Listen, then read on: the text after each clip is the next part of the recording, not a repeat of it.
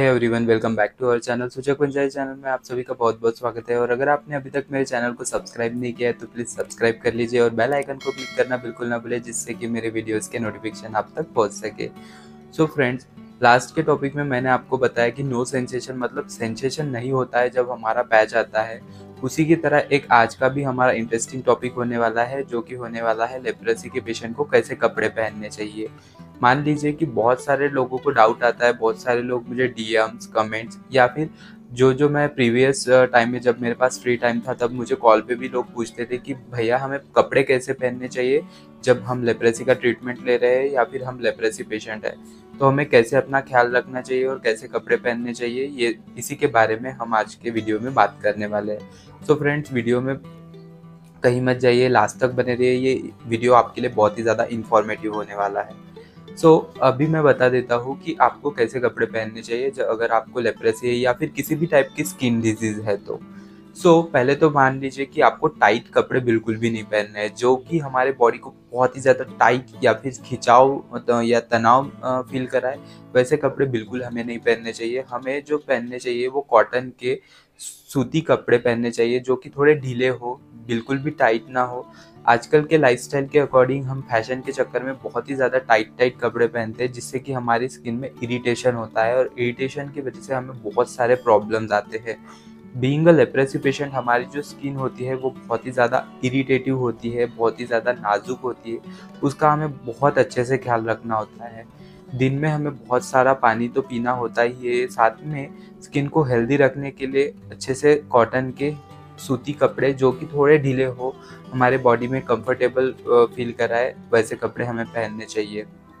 Excess amount of sweating, जैसे summer में हम सभी लोग टाइट कपड़े को अवॉइड ही करते हैं, कॉटन के कपड़े ही मोस्टली प्रेफर करते हैं और कॉटन के कपड़े ही वेयर करते हैं हम कहीं पे भी जाते हैं तो। बट बाकी टाइम्स भी, बाकी जो सीजन्स होते हैं उसमें भी हमें कॉटन के ही कपड़े पहनने हैं और ढीले कपड़े ज़्यादातर पहनने हैं। हम कहीं पे भी बाहर जाते हैं समर्स में, ज़्यादातर मैंने आपको बोला है कि 4 से 5 के बीच में जाना, धूप में अवॉइड ही कीजिए, क्योंकि बीइंग अ लेप्रोसी पेशेंट आपकी जो बॉडी होती है थोड़ी नाजुक होती है। अगर आप एमडीटी ट्रीटमेंट भी ले रहे हो तो आपकी बॉडी जो होती है थोड़ी सी वीक होती है उस टाइम पे, तो आपको अवॉइड करना चाहिए बाहर जाना उस टाइम पे। अगर आप जाते भी हो बाहर तो आपको स्वेटिंग आती है, जैसे बहुत सारे लोग कैसे करते हैं, बाहर से आते हैं तुरंत के तुरंत और वैसे ही कपड़े में सो जाते हैं। तो जब भी हम बाहर जाते हैं तो हमारी बॉडी में जो होता है एक्सेस अमाउंट ऑफ स्वेटिंग होती है। स्वेटिंग होने के कारण हमारी बॉडी बहुत ही ज़्यादा इरिटेटेड हो जाती है। स्पेशली समर्स में रैशेस, फुंसी, फोड़े, ये तो कॉमन से हो जाते हैं। तो हमें इस पर कैसे ध्यान देना चाहिए और अगर ये हमारी बॉडी में हो रहा है तो हमें क्या करना चाहिए।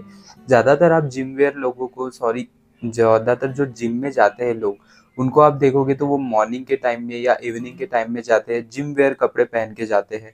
वो हमारे नॉर्मल कपड़े पहन के नहीं जाते हैं और वो जिम से आते ही तुरंत नहा लेते हैं, एक कोल्ड या फिर वार्म बात ले लेते हैं, जिससे कि उनकी जो स्वेटिंग से जो बैक्टीरिया होते हैं आप उनके बॉडी में, वो सभी क्लीन हो जाते हैं। वैसे ही हमें क्या करना चाहिए, जब भी हम बाहर जाते हैं, मॉर्निंग में हो गया, इवनिंग में हो गया, जब भी हमारी बॉडी स्वेट करती है तब हमें वहाँ से आकर तुरंत बात ले लेना चाहिए। आप चाहे तो कोल्ड ले सकते हो या फिर वार्म ले सकते हो और तुरंत अपने कपड़ों को चेंज कर लेना चाहिए।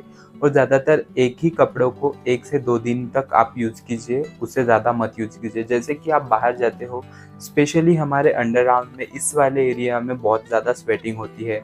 उस स्वेटिंग को हमें क्या करना है, जैसे बहुत से लोगों की आदत होती है कि बस कपड़े को ला लिए और वैसे ही अलमारी में डाल दिए, वैसा बिल्कुल नहीं करना चाहिए। कपड़े जब भी हम आते हैं बाहर से, अगर हमें उसे रीयूज़ करना है, अगर उसे धोने डालना है तो फिर तो कोई प्रॉब्लम नहीं है, बट अगर हमें उसे रीयूज़ करना है तो आपको उन कपड़ों को प्रॉपर सुखा के ही अपने कबर्ड में या फिर आप जहाँ पे भी रखते हो वहाँ पे रखना है। और अगर आपको इरिटेशन हो रहा है, आपकी बॉडी में फोड़े, फुंसी या फिर रैशेस हो रहे हैं, तो फिर कोई भी एंटीबैक्टीरियल पाउडर्स जैसे कि कैंडिड हो गया, और भी बहुत सारे आते हैं मार्केट में, उन पाउडर्स को आप लगा लीजिए रात को सोते टाइम। उससे आपकी जो बॉडी में जो भी इरिटेशन हो रहा है, जो भी आपकी बॉडी में बैक्टीरिया बिल्डअप हो रहा है, वो बैक्टीरिया को ख़त्म करने का वो पाउडर काम करेगा। और जैसे कि मैंने आपको बताया कि आपको प्योर कॉटन के कपड़े ही वेयर करने हैं, समर्स हो, विंटर हो, चाहे मानसून हो, इन सभी सीज़न में आपको कॉटन के ही कपड़े यूज़ करने हैं और ढीले कपड़े यूज़ करने हैं, ज़्यादा टाइट कपड़े यूज़ नहीं करने हैं। और स्पेशली आपको मैं एक बात बताऊँ तो आपको जो मार्केट से नए कपड़े लाते हैं हम, जब भी नए कपड़े लाते हैं तो एक्साइटमेंट बहुत ज़्यादा होती है कि नए-नए कपड़े को ही पहनना है, नए कपड़े को वेयर करना है बिना धोए।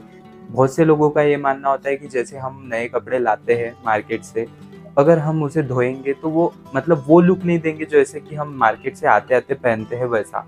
ऐसा कोई नहीं होता है। अगर आपने उसको पानी में डाल दिया और उसको सुखाने के लिए डाल दिया थोड़ी-सी हल्की धूप में, उसके बाद आपने प्रेस वगैरह कर लिया तो वो कपड़ा वैसे ही दिखेगा जैसे आपने मार्केट से लाया था। तो वैसे ही करना है आपको, नया कपड़ा लाके डायरेक्टली उसको वेयर नहीं करना है। अभी इसका रीज़न ये है क्योंकि हम मार्केट से कपड़ा लाते हैं, मार्केट में जब टेक्सटाइल कंपनी में वो कपड़ा बनता है तो उसमें बहुत ही ज़्यादा केमिकल रिएक्शंस होते हैं, बहुत सारे केमिकल्स डाल के वो कपड़ा बनाते हैं, उसमें कलरिंग वगैरह होते हैं, प्रिजर्वेटिव्स होते हैं, बहुत सारी चीज़ें होती है जो कि हमारे स्किन को हार्म करती है। बीइंग अ लेप्रोसी पेशेंट या being a skin disease patient, आपको जो है बहुत सारी चीज़ों से एलर्जी हो सकती है।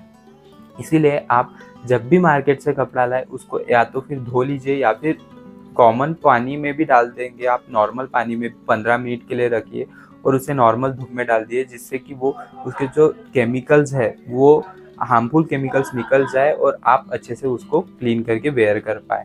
तो यही सब है आज की वीडियो में। आई होप कि वीडियो आपको अच्छा लगा हो तो प्लीज़ वीडियो को लाइक कीजिए, चैनल को सब्सक्राइब कीजिए और बेल आइकन को क्लिक करना बिल्कुल ना भूलिए जिससे कि मेरे अपकमिंग वीडियोज़ की नोटिफिकेशन आप तक पहुँच सके। Thank you so much for watching.